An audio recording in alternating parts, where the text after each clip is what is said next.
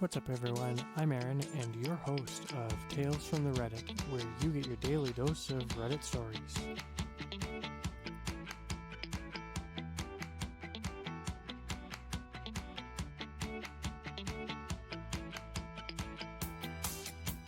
Today's episode is brought to you by Prorevenge. Want some free gas? I got you, bro.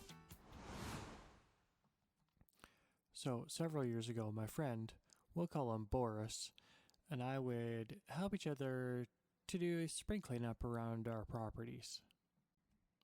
This included taking out damaged trees, preparing garden plots, taking care of our weed-infested yards.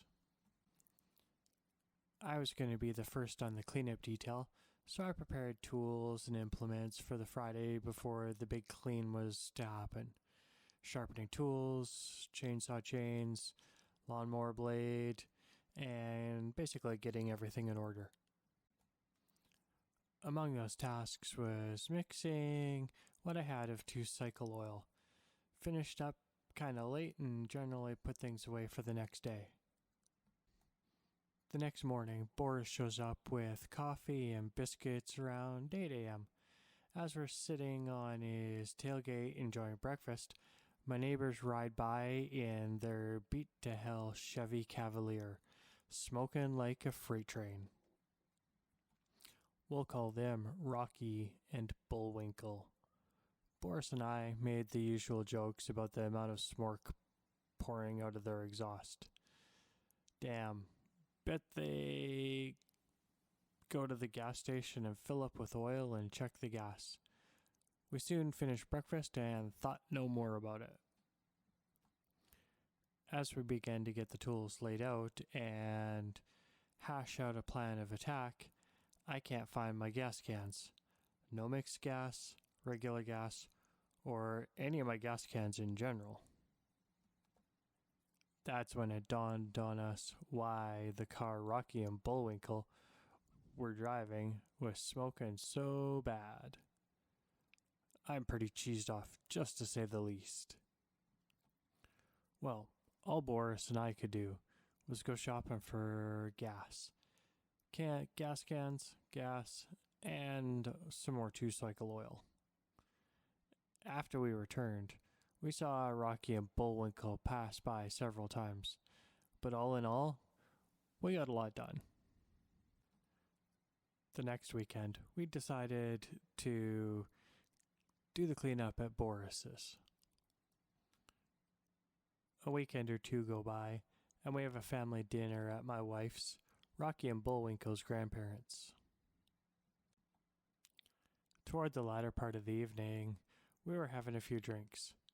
Most people had left already, and myself and my wife's grandfather were just shooting the breeze when I had to take a leak. As I was doing so, I saw a gas can with very distinct paint on it. So I inquired from the old man about how it came into his possession, and he stated Rocky and Bullwinkle had left it there. I simply explained that it was mine, and as was another, and put him in the back of my truck. It ate at me every time that car with my post neighbors went by. So, I hatched a plan from a rotten egg. I went and bought a few gallons of gas, a few gallons of diesel, and some various other oils. I'm sure you can see where this is going, but I made a concoction with these different chemicals and filled my new 6-gallon gas because I needed gas for other things. So with my clean gas, I filled the lawnmower, cut some grass that evening, making sure Rocky and Bullwinkle saw me.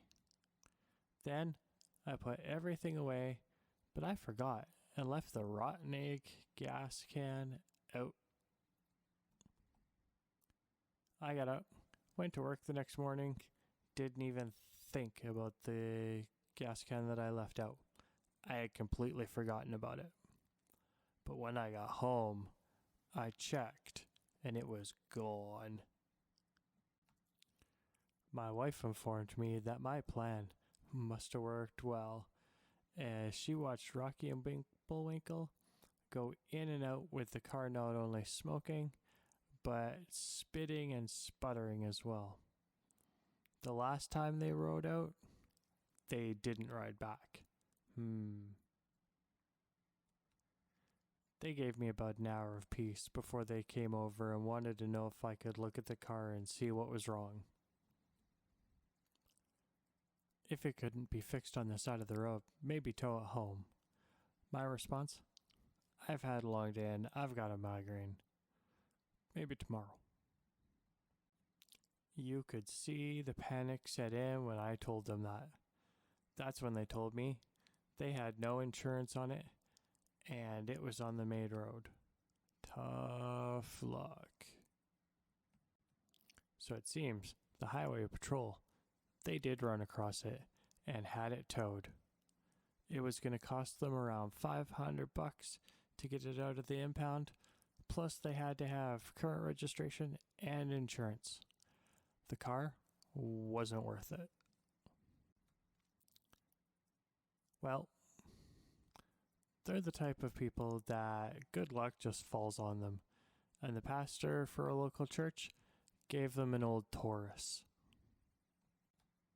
That one took me a few cans of rotten egg gas, but I got the motor on that locked up like a padlock locked to a shed after about a month. This time, it quit in their grandparents' yard. So, they scrapped it, and as luck would have it, they got their income tax returns. They bought a nice looking Ford 150, but it began having problems too. Smoked real bad. They did take it to a mechanic that eventually found the problem. He got the truck running right again for about $1,500, and I never had any more gas come up missing.